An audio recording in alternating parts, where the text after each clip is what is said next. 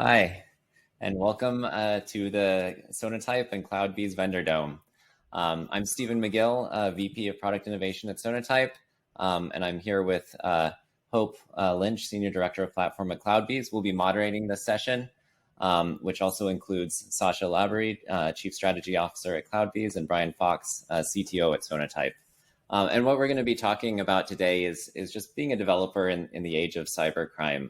The incidence of cybercrime has been increasing year over year. We've seen increases in all the attack types that we're familiar with, things like ransomware and data breaches.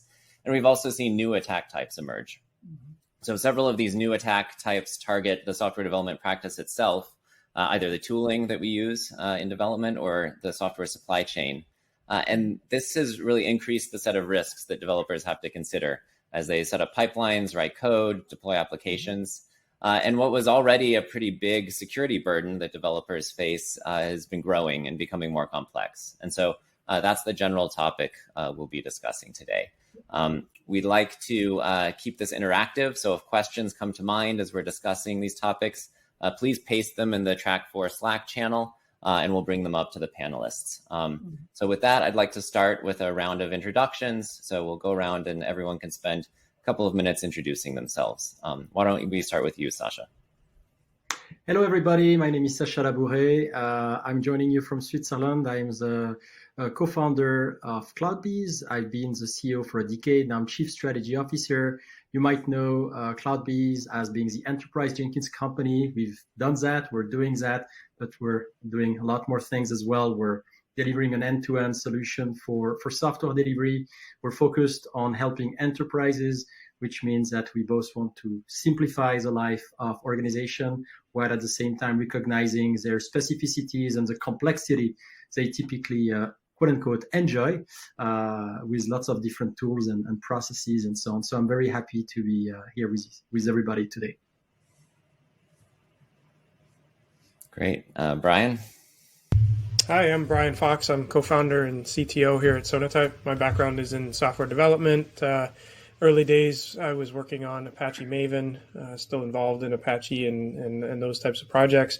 At Sonatype, we've been on a journey starting from build tools around Maven to helping people modernize their supply chains and really manage the dependencies that are going into it, the code quality of the custom code that's going into it. And, the last probably 4 or 5 years, I've been spending a lot of time trying to evangelize, focusing on the supply chain and some of the novel attacks that have been going on there. I think interesting topic and one that not enough people are really paying attention to. So thanks, everybody. I think this will be a good conversation. Great. Thank you. And Hope, why don't you tell us what Senior Director of Platform is all about? Senior Director of Platform is about the story of the unified platform. What does that mean? How do we connect with our customers and make sure that we're helping them get what they need so that they can seize on their opportunities? I've been in technology for many, many years. I've spent time in the server room, developer, Azure work, transformation, you name it. So this topic is near and dear to my heart as well. Great. And then, as I said, I'm VP of Product Innovation at Sonatype. I was CEO and co-founder of MuseDev, which was acquired by Sonatype in March. And so, focused on products in the code quality space and really being able to deliver results about code quality to developers and bring more insight into the development process. So I'm really excited to be talking about these topics with everyone here. I wanted to start with really what we led with, which is expansion of the developer domain. The fact that developer responsibilities have been growing.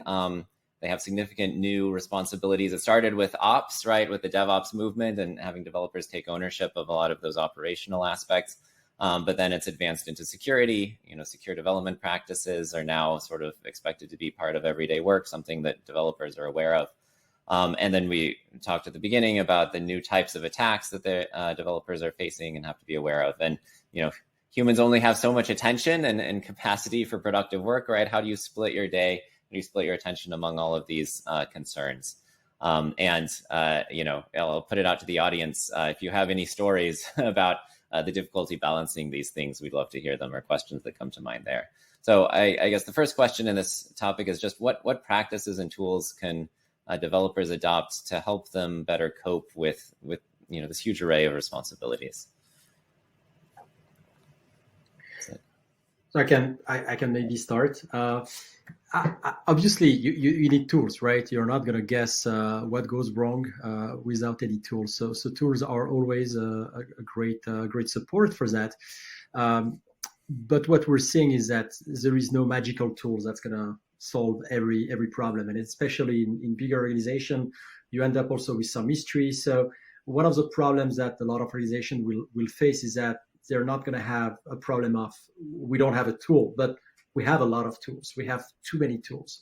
And even though you'll find differences between those tools, you also find overlap among those tools. And so you're at risk of getting plethora of information on top of the false positives that we always enjoy. You get also the true positive, but multiplied by maybe 5 tools.